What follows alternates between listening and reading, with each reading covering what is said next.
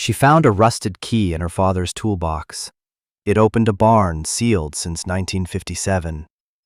What she discovered inside wasn't just a family secret.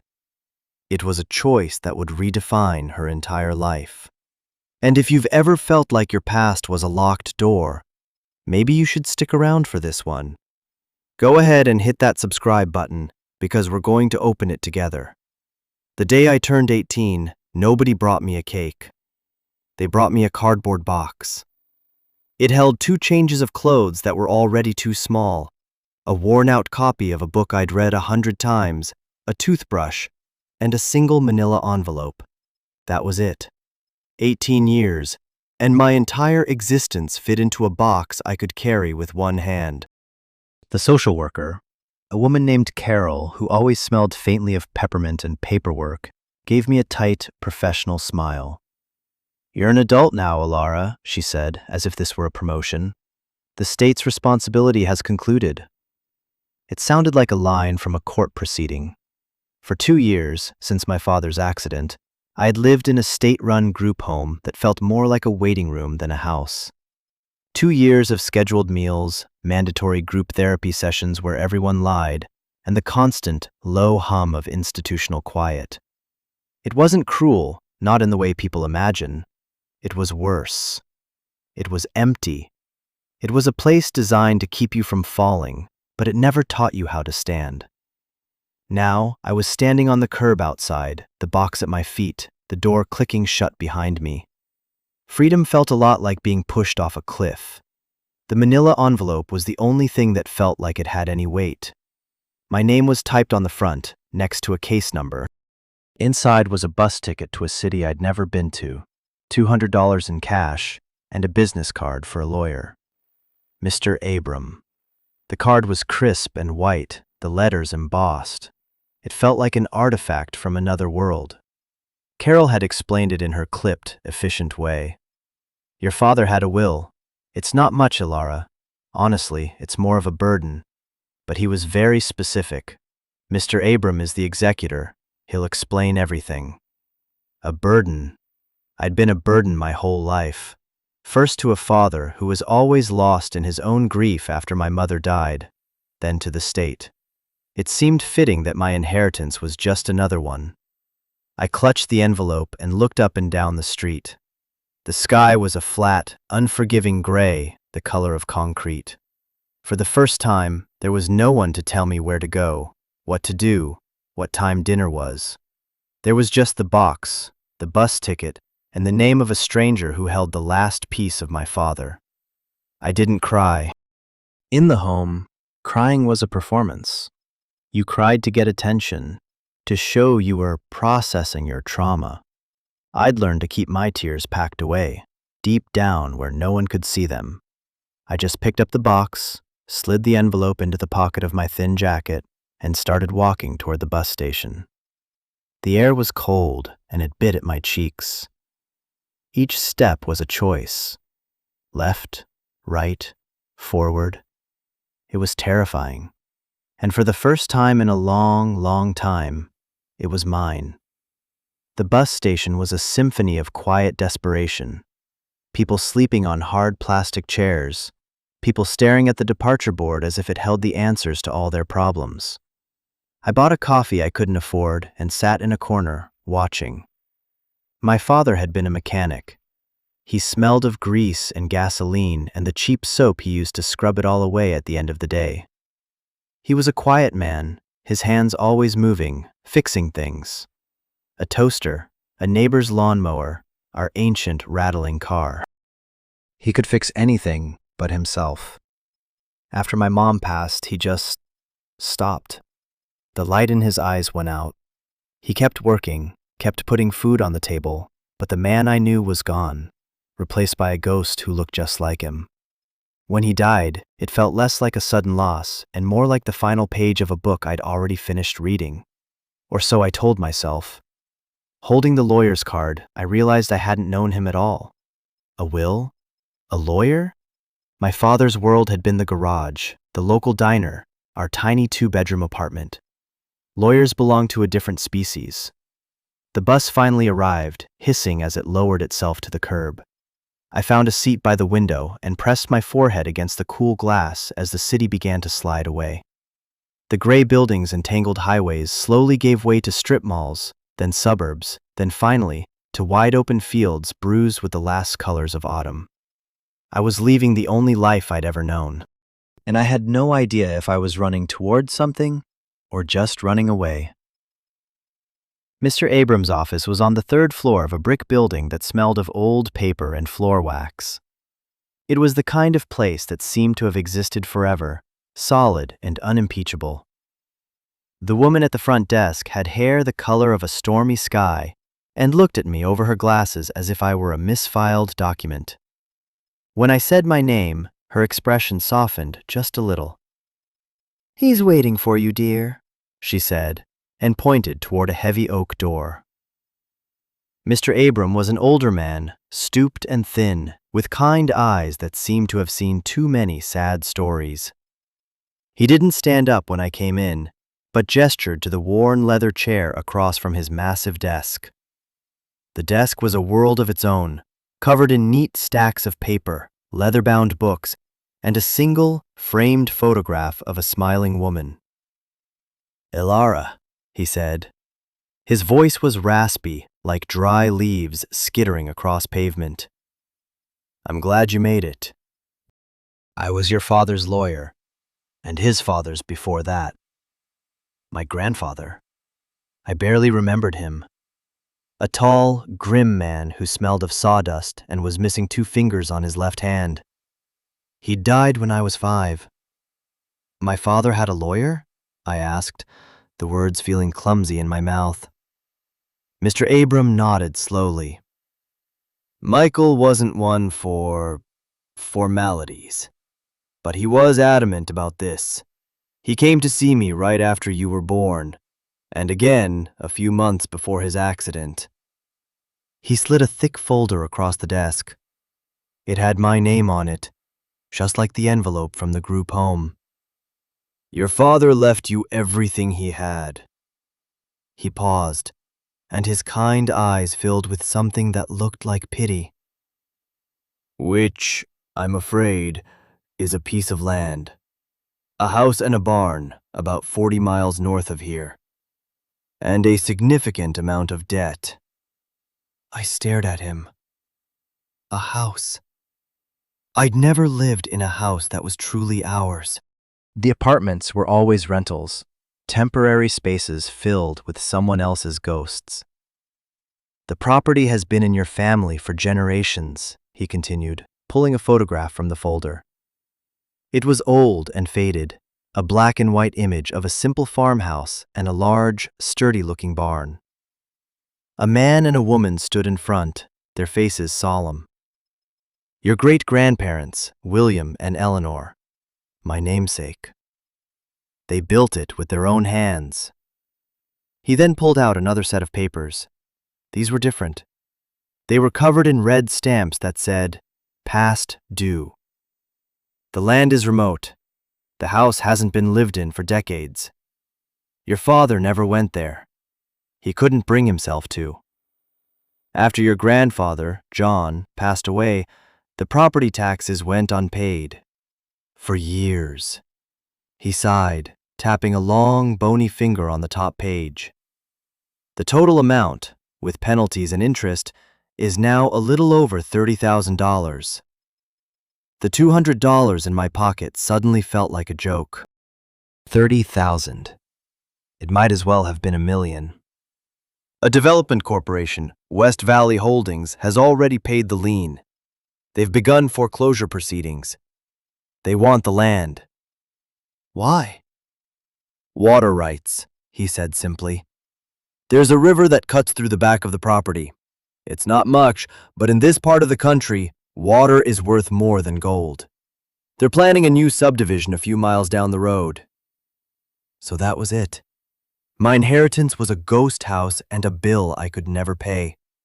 The developers would take the land, and I would be left with nothing. Again. "What can I do?" I whispered. "Legally," Mr. Abrams said, choosing his words carefully, You have 90 days from the date of their filing to pay the debt in full and reclaim the title.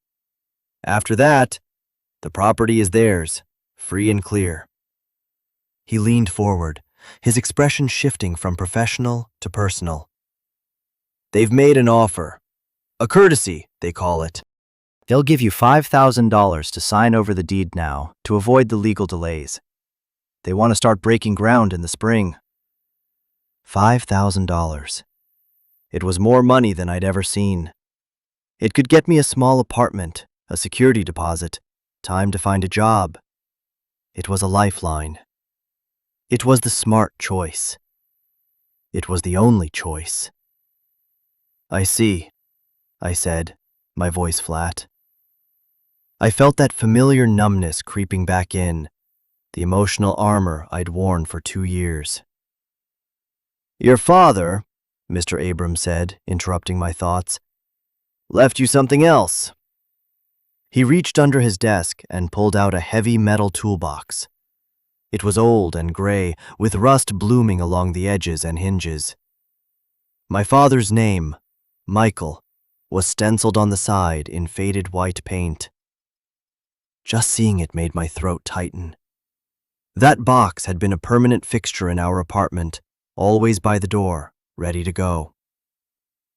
"He dropped this off with me that last time," he said. He said when the time came, you would know what to do with it. My fingers trembled as I reached out and touched the cold metal. It was real. A solid piece of him, right here in this stuffy office. "The offer from the developers is on the table for 1 week, Ilara," the lawyer said gently. $5,000 is a fresh start. There is no shame in taking it. By all accounts, the property is worthless, a ruin. I looked from the foreclosure notices to the old toolbox. A ruin, a burden, or maybe something else. "I want to see it," I said, the words surprising me as much as they seemed to surprise him. "The property, before I decide." Mr. Abrams studied me for a long moment, then gave a slow, deliberate nod. He drew a simple map on a piece of paper and explained which bus would take me to the closest town. From there, it was a 5-mile walk. "There's a general store in the town, run by a man named George. He'll know the place." "The keys to the house are in here," he said, tapping the toolbox. "Your father made sure of that." I left his office, carrying the heavy toolbox in one hand and the map in the other.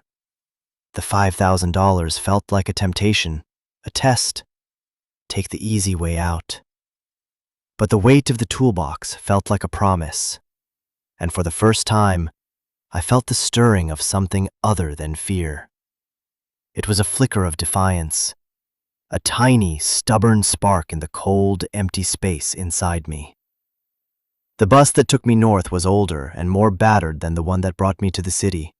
The few other passengers were farmers and laborers, their faces weathered like old leather, their hands calloused and stained. They spoke in quiet tones, their conversations about crop prices and the coming winter. I sat by myself, the metal toolbox resting on the seat beside me like a silent companion. With every mile, the landscape grew wilder. The neat, cultivated fields gave way to rolling hills, covered in dense forests of pine and oak. The sky seemed to get bigger, a vast, empty blue. We passed small towns that were little more than a crossroads with a gas station and a church. This was a different world, a place where time moved more slowly, measured in seasons instead of minutes. I felt like a foreigner, an intruder. My thin city jacket was no match for the wind that whistled through the bus's window seals. The 5-mile walk from the town of Harmony was longer than I expected. The road was unpaved, kicking up clouds of dust with every step. I had to shift the heavy toolbox from hand to hand, my muscles burning. Harmony itself had been a single street with a handful of storefronts, a post office, a diner with a buzzing neon sign, and the general store Mr. Abram had mentioned. The man behind the counter, George, was broad and bald, with a kind, weathered face. When I told him where I was headed, he just nodded slowly. "The old Miller place," he said, his voice a low rumble. "Hasn't been anyone up that way in 30 years. Not since John passed." He looked at me, then at the toolbox. "You're Michael's girl, then?" It wasn't a question. I just nodded. He sold me a bottle of water and a bag of apples, refusing to take my money. "You'll need it," he said, with a look that was a mixture of pity and respect. The road climbed steadily, and the houses grew farther and farther apart until there were no more houses at all. There was just the road, the trees, and the silence. It wasn't the institutional silence I was used to. This silence was alive. It was filled with the rustle of unseen animals, the whisper of the wind in the pines, the distant cry of a hawk. It was a lonely sound, but it wasn't empty. It was full of life I didn't understand. I felt small and insignificant, a tiny figure walking through a world that had existed long before me and would exist long after. My father had never spoken of this place. When I'd asked about his family, about where he grew up, he would just get a closed-off look on his face and change the subject. It was a locked door, and I'd learned not to knock. Now I was walking toward the very place he'd spent his life avoiding. Why? What was he so afraid of? Or what was he trying to protect me from? The sun was beginning to dip toward the horizon when I finally saw it. Through a break in the trees, perched on a low hill, was the house from the photograph.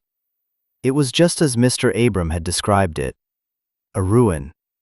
The paint was almost entirely gone, the bare wood weathered to a silver gray. The porch sagged dangerously, and several windows were broken, dark eyes staring out at the overgrown fields. The roof of the barn, visible behind the house, had a hole in it.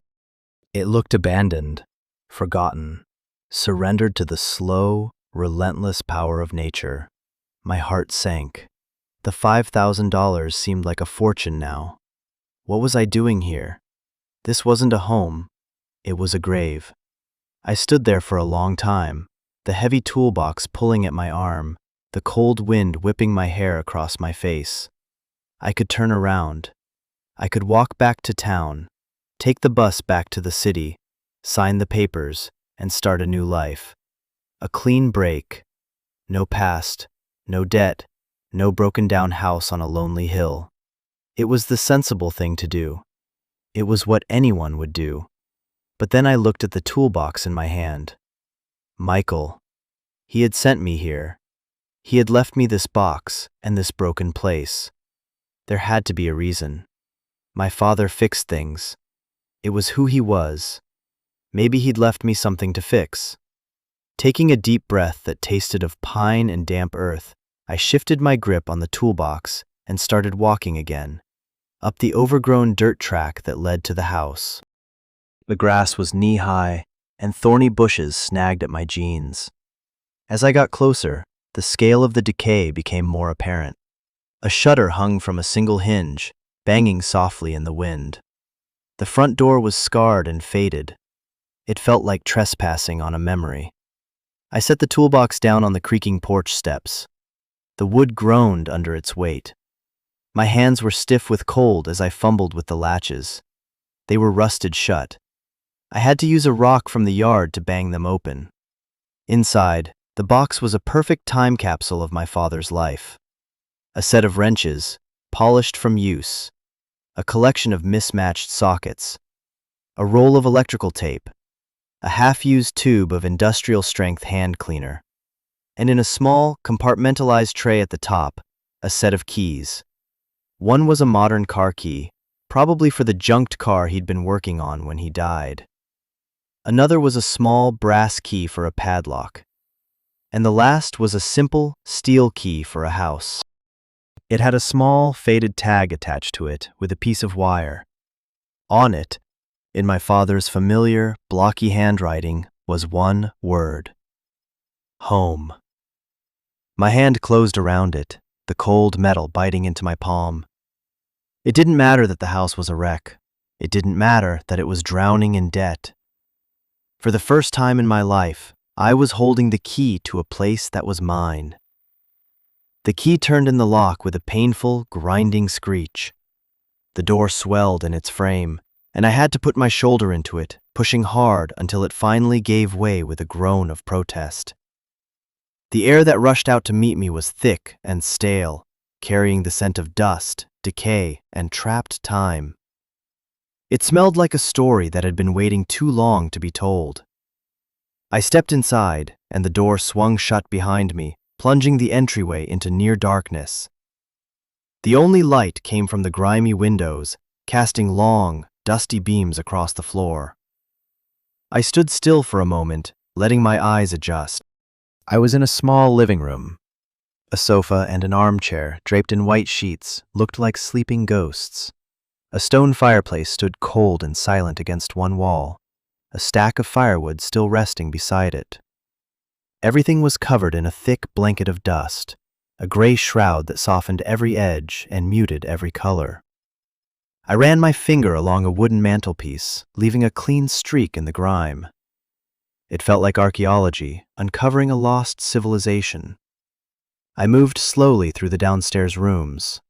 A kitchen with a cast-iron stove and faded floral wallpaper peeling in long strips. A dining room with a heavy wooden table and 6 chairs, one of which was overturned, as if someone had left in a hurry. Upstairs, there were 2 small bedrooms. In one, a simple iron bed frame stood against the wall. In the other, a child's room. A small wooden rocking horse sat in the corner, its painted eyes staring into the gloom. Was this my father's room? I touched the horse's mane, and it rocked gently, the sound of the runners on the dusty floorboards echoing in the silent house. It was all so sad. A life abandoned. A family vanished. I could feel the weight of the years, the unspoken grief that clung to the walls like damp. Mr. Abram was right. This was a ruin, a monument to loss. What was the point of holding on to it? I went back downstairs and sat on the sheet-draped sofa, the dust puffing up around me. I pulled the foreclosure notice from my pocket and smoothed it out on my knee. West Valley Holdings, $30,000, 90 days. It was an impossible fight.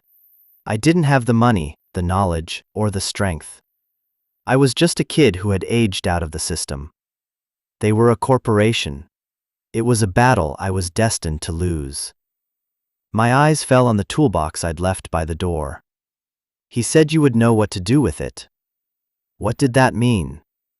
I hadn't found anything. No hidden money, no secret documents.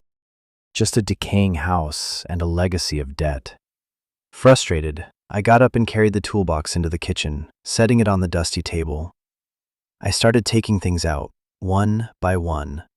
The wrenches, the screwdrivers, the hammers.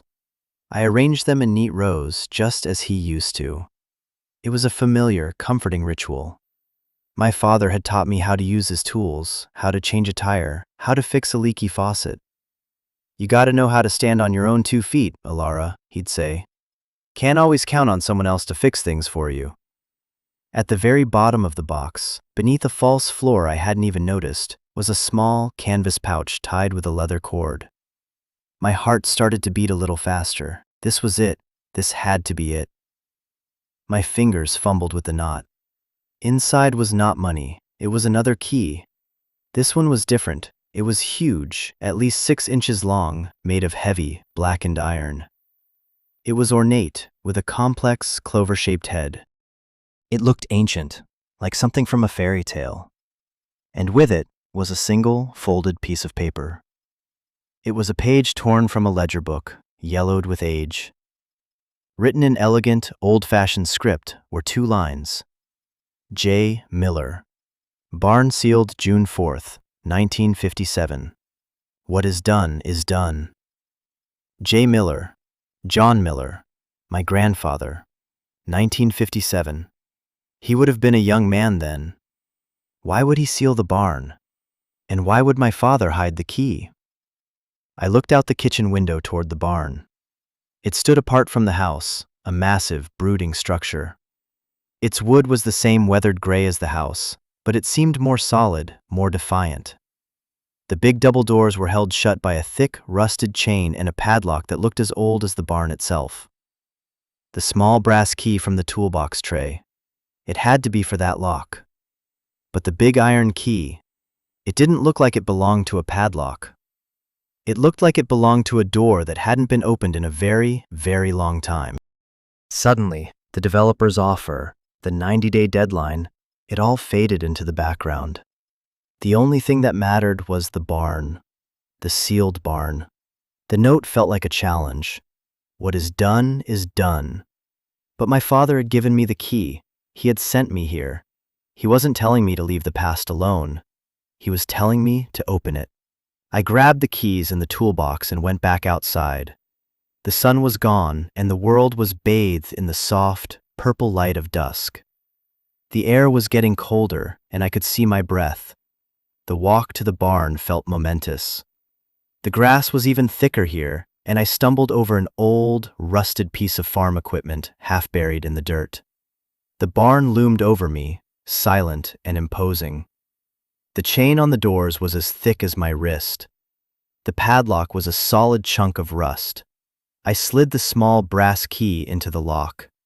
For a moment, nothing happened. I put all my weight into it, turning as hard as I could. With a tortured squeal of metal, the lock clicked open. I pulled it free, and the heavy chain fell to the ground with a loud clang that shattered the evening quiet. But the doors didn't budge. They were sealed tight. I ran my hands along the seam where the two big doors met, and then I saw it.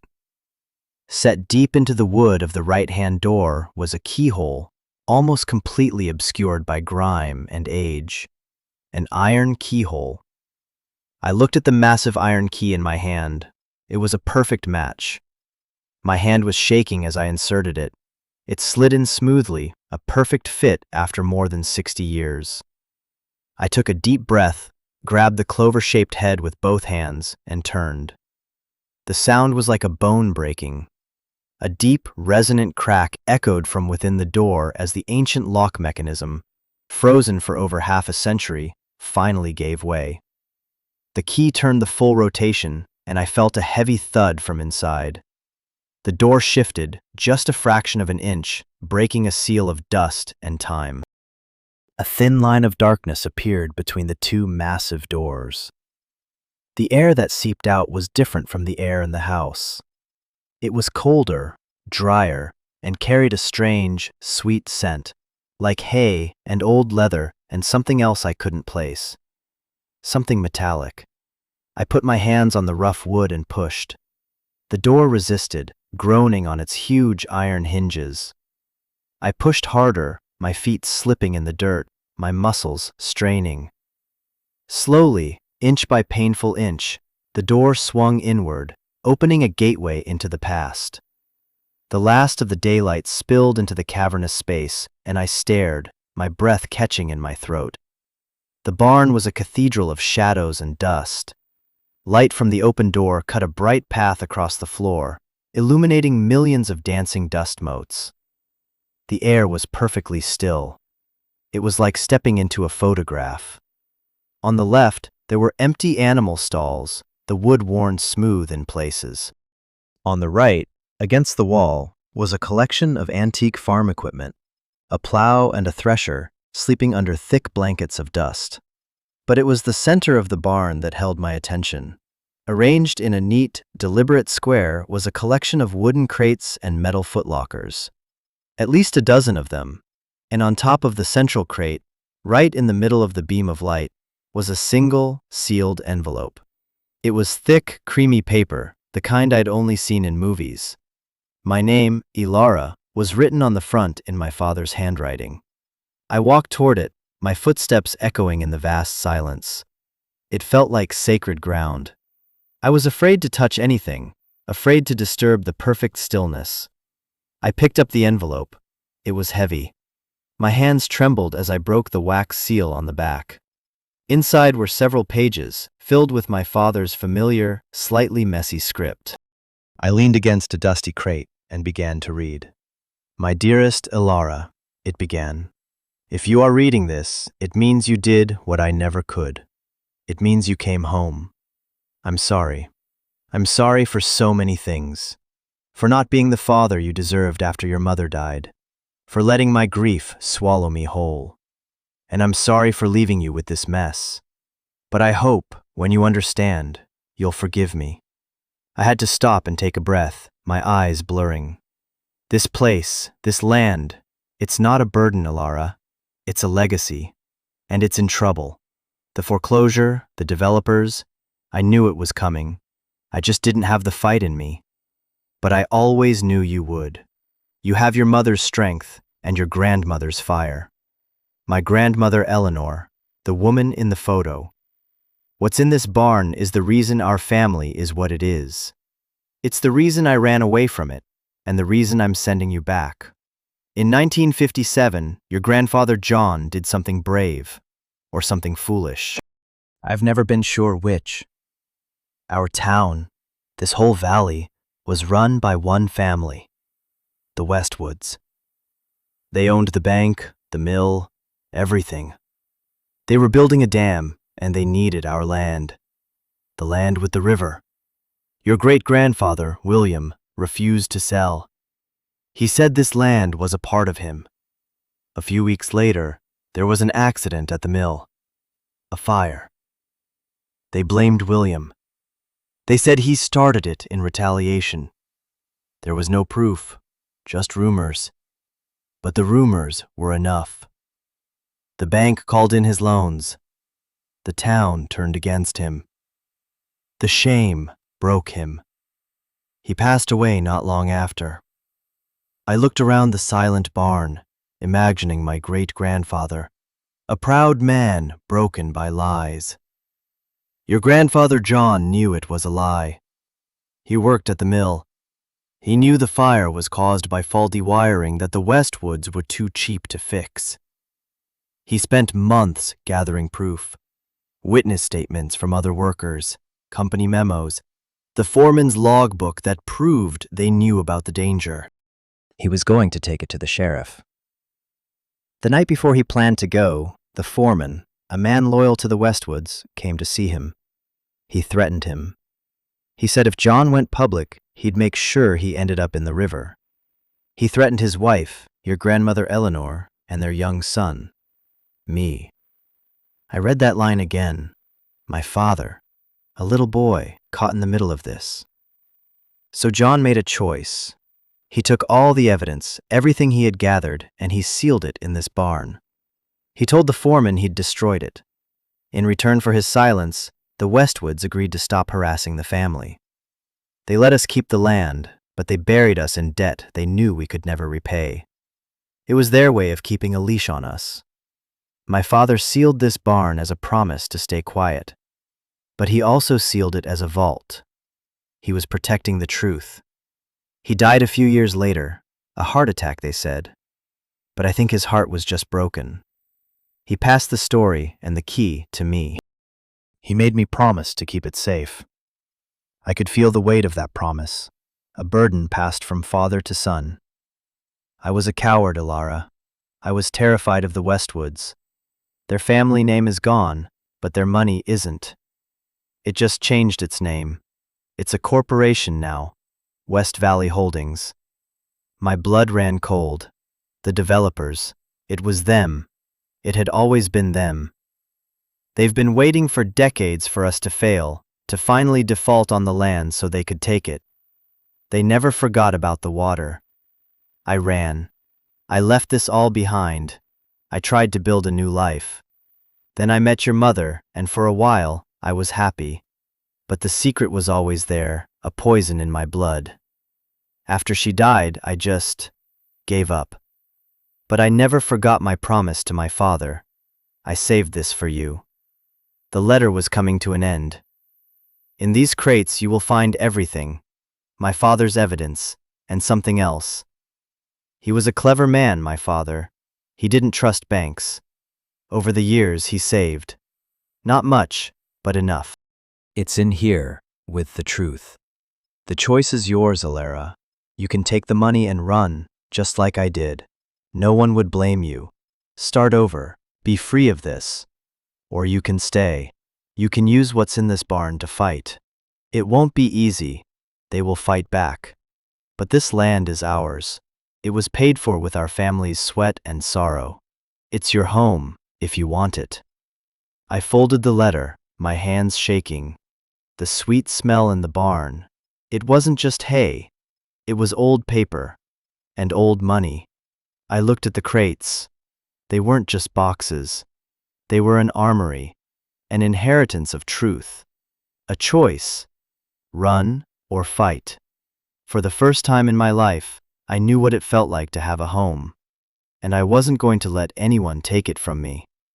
For any of you watching who have ever been handed a legacy you didn't ask for, who have had to face down the ghosts of your family's past, I want you to know you're not alone. Sometimes the heaviest burdens become our greatest strengths. If this story is hitting a nerve, if you feel that pull between the easy path and the right one, let me know in the comments. We're a community here, and your stories matter just as much as mine. Now, let's get back to what I found in those boxes. The decision to fight wasn't a lightning bolt. It was a slow, quiet dawn inside me. Reading my father's letter, I felt the numbness that had encased my heart for 2 years begin to crack. It wasn't just about land or money anymore. It was about my grandfather John, a man I barely knew, who had sacrificed his own peace for his family's safety. It was about my great-grandfather William, whose name had been dragged through the mud. And it was about my father, Michael, who had lived his whole life in the shadow of a secret he was too afraid to confront. Their story was my story now. Taking the developers $5,000 would be like spitting on their graves. It would be agreeing that their pain meant nothing. I chose a crate at random, a heavy wooden one marked with the initials J.M. I had to use the pry bar from my father's toolbox to get it open. The nails screeched in protest as they pulled free from the old wood. Inside, nestled in straw that had long since turned to dust, was a metal lockbox. It wasn't locked. I lifted the lid. The first thing I saw was the foreman's logbook my father had mentioned. Its leather cover was cracked, but the pages inside were perfectly preserved. I flipped through them, my fingers tracing the faded ink. It was a meticulous record of daily operations at the mill. And there, dated 2 weeks before the fire in 1957, was an entry. Westwood refusing to pay for rewire on main breaker. Says cost too high. Warned him of fire risk. He said it's my job to make sure it doesn't happen. It was the smoking gun, the proof that they knew. Beneath the logbook were the witness statements. Pages and pages of them.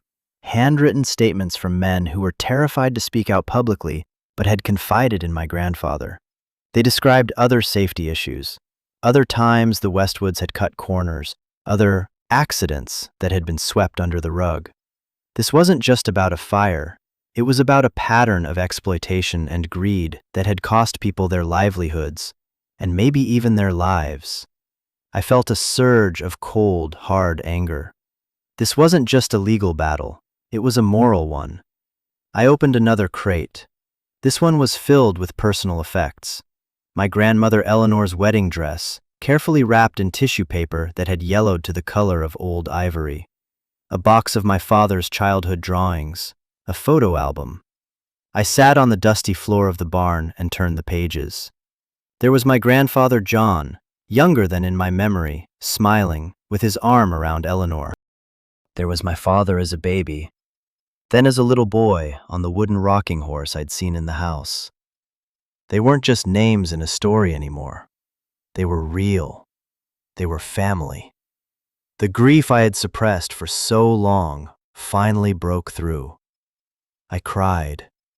I cried for the grandfather I never got to know, for the father who had carried so much pain, for the family I had lost before I was even born. I cried for the lonely, scared girl I had been for so long. They weren't tears of self-pity. They were tears of release, of letting go of the emptiness and letting in the weight of this legacy. It was a heavy weight, but it was solid. It was real. It was something to hold on to, After a long time, I wiped my eyes and went to the last, largest footlocker. It was heavier than the others. When I opened it, I understood why. It was filled with cash. Not stacks of modern bills, but old silver certificates and red seal notes bundled neatly with twine. And coins. Canvas bags filled with silver dollars, halves, and quarters. My grandfather hadn't just saved his money. He had saved real money from a time when it was backed by precious metal. He hadn't trusted the banks that had betrayed his father. He had created his own. I had no idea how much was there, but it looked like a fortune. It was the something else my father's letter had promised. It was the war chest. I sat there, in the quiet of the barn, surrounded by the truth, the memories, and the means to fight. The path ahead was terrifying. West Valley Holdings was a faceless giant. I was just one person. But I had the truth on my side. And I had my family with me, in the letters, in the photographs, and in the stubborn courage that had been passed down to me. The 90-day clock was ticking. I closed the footlocker. The choice was made. I wasn't just going to pay the debt. I was going to clear my family's name. I was going to take back what was stolen. I spent the night in the house, not on the dusty sofa, but in the small bedroom with the iron bed frame. I didn't have a blanket, so I used my jacket. It was cold and the wind howled outside, but I didn't feel scared. For the first time, I felt like I was exactly where I was supposed to be. I felt safe. I felt home. The next morning, I walked the 5 miles back to town. When I walked into the general store, George took one look at my face and nodded, as if he knew. "Decided to stay then," he said. "I'm not selling," I replied, my voice clear and steady. A slow smile spread across his face. "Good," he said. "It's about time a miller showed some fight." He let me use the phone behind the counter. I called Mr. Abram. "I'm not taking the offer," I said, before he could even speak. There was a pause on the other end of the line. "Elara," he began, his voice cautious, "we need to be realistic." "I found something," I interrupted. "In the barn. Evidence. And money. Enough to pay the taxes." There was a longer silence this time. I could almost hear the gears turning in his legal mind. "How much money?" he asked, his tone shifting from sympathetic to sharp. "I don't know exactly," I admitted. "It's old. Silver certificates. Coins." "Don't touch it," he said, his voice urgent. "Don't move it. Don't tell anyone else. I'll be there this afternoon." "Elara, what did you find?" "I found the truth," I said, and for the first time, I believed it. Mr. Abram arrived in a cloud of dust, his sensible sedan looking completely out of place on the rugged dirt track. He got out of the car, brushing off his suit, and looked at the dilapidated house and the overgrown yard with a grim expression. When I led him to the barn and he saw the open door, the crates, and the lockbox of evidence on the floor, his professional composure finally cracked. He stared, speechless. He spent over an hour poring over the logbook and the witness statements, his brow furrowed in concentration. He handled the old papers with a reverence I hadn't expected, as if they were sacred texts. "My God," he whispered, looking up at me, his kind eyes wide with disbelief. "I've heard rumors about this for years, old town gossip, but this is proof. Your grandfather was a remarkable man." He then inspected the money, his legal mind immediately calculating. He estimated there was likely more than enough to cover the $30,000 tax lien, with a substantial amount left over. "This changes everything, Elara," he said, his voice charged with a new energy. "This isn't just about saving the property anymore. This is a lawsuit. This is wrongful death, defamation, fraud. This goes back 60 years. He started pacing the dusty floor of the barn, his mind racing. West Valley Holdings. They're the corporate descendants of the old Westwood Mill and Bank. The same family, the same money. They've been trying to bury this for decades. Your grandfather's evidence is a corporate nightmare for them. The fear I had been holding at bay began to creep back in. A lawsuit. This was bigger than I had imagined. Can we win? I asked, my voice small. Mr. Abrams stopped pacing and looked at me. Winning isn't guaranteed. They will have a team of expensive lawyers. They will try to discredit the evidence, discredit you. They will try to bury us in motions and delays. It will be long, and it will be ugly. He took a deep breath. But we have the truth, and that is a powerful weapon. Your father was my client, and his father before him. I feel a personal obligation here. He looked around the barn, at the ghosts of my family. I'll take this case on contingency. My firm will cover the upfront legal costs. We get paid only if we win a settlement. I was stunned. He was offering to fight with me. I wasn't alone in this. What do we do now? I asked. First, he said, becoming all business, we document everything. Then we get this evidence and the money into a secure bank vault. Then we pay the tax lien in full. That stops the foreclosure immediately and gives us breathing room. He pulled out his phone. I'm calling in a forensic accountant and a private investigator I trust. We need to establish a clear chain of custody for this evidence and get a proper valuation of the currency. The next few days were a blur. A discreet van arrived with two serious-looking people, the investigator and the accountant Mr. Abram had hired. They photographed and cataloged every single item in the barn. They treated the space like a crime scene, which, in a way, it was. Watching them work, I realized the scale of what my grandfather had done. He had curated a perfect time capsule of injustice. We deposited the money and the evidence into a secure vault in the city. The bank manager, a friend of Mr. Abrams, looked at the old silver certificates and silver dollars with wide eyes. The final tally was staggering. After converting the old currency and accounting for the collectible value, it came to just over $150,000. After paying the $30,000 tax lien, I was left with a sum of money that felt unreal. It was enough to live on for years, enough to restore the house, enough to fund the fight. The first call from West Valley Holdings came a week later. It was their lawyer. His voice was smooth and confident.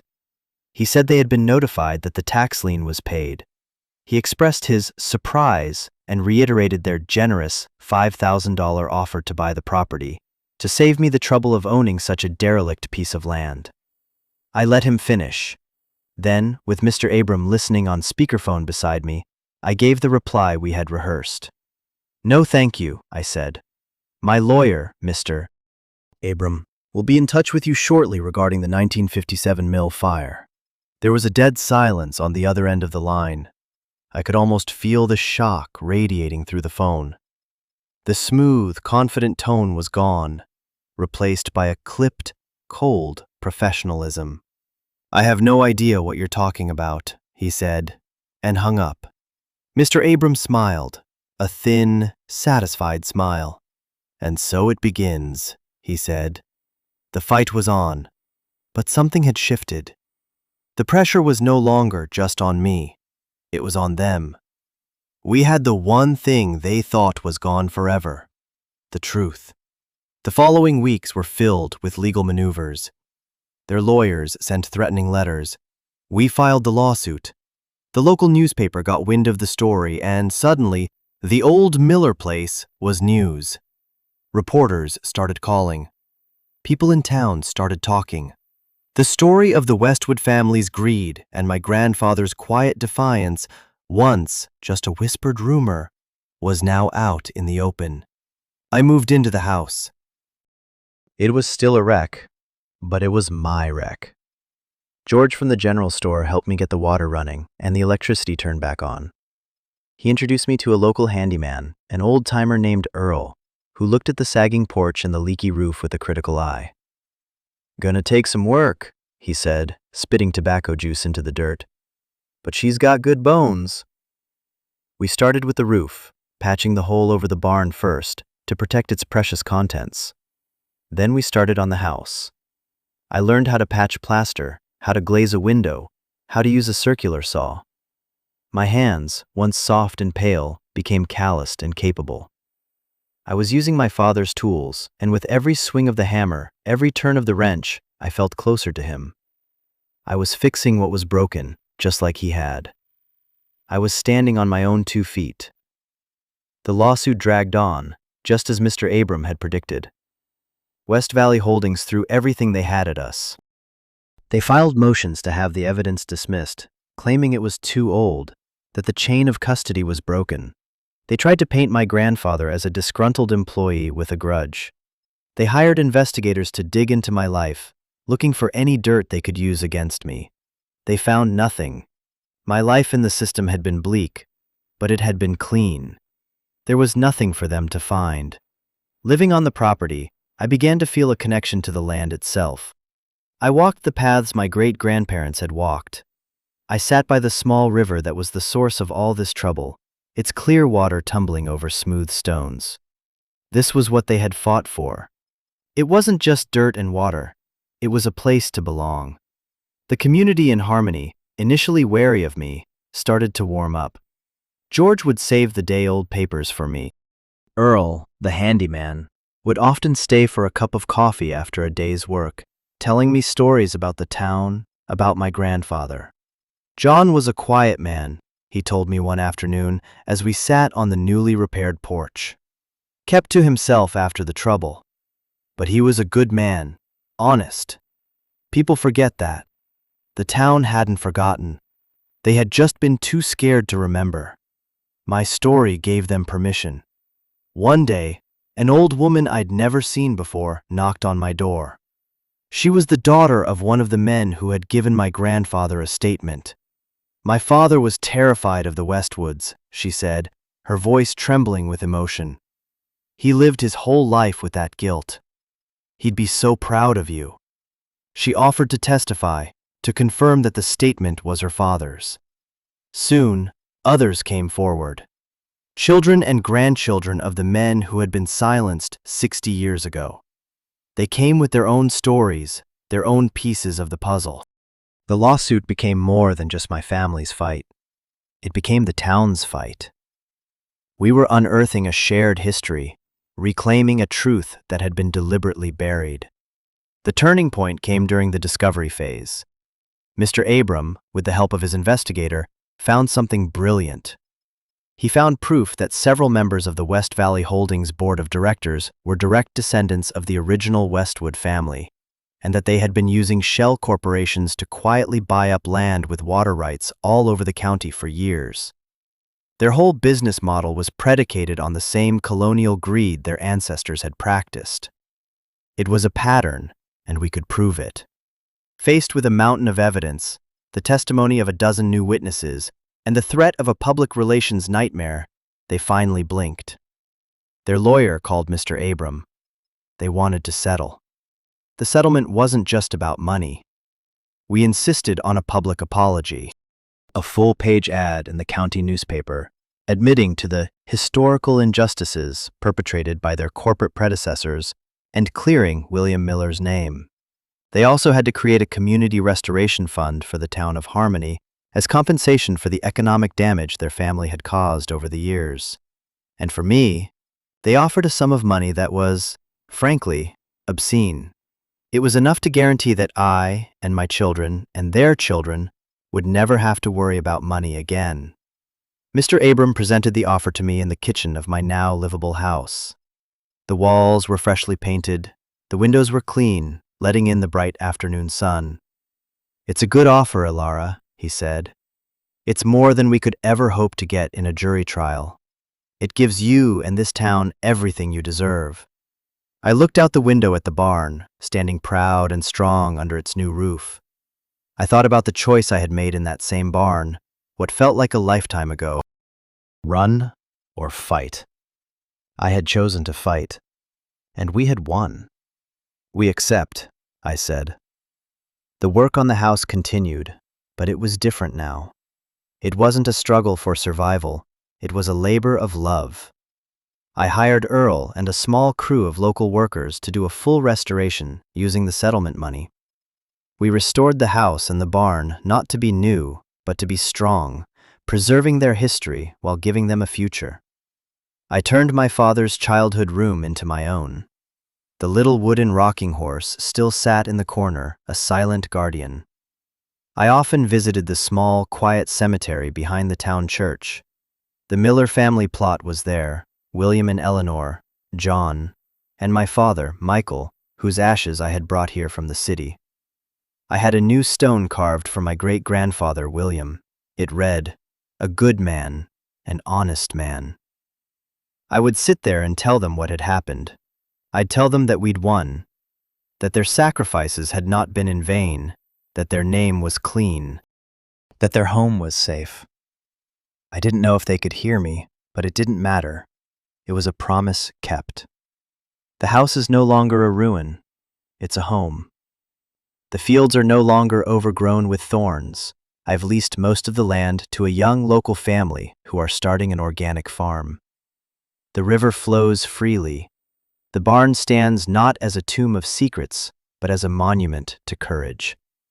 I've left it mostly as it was, a quiet museum of my family's past.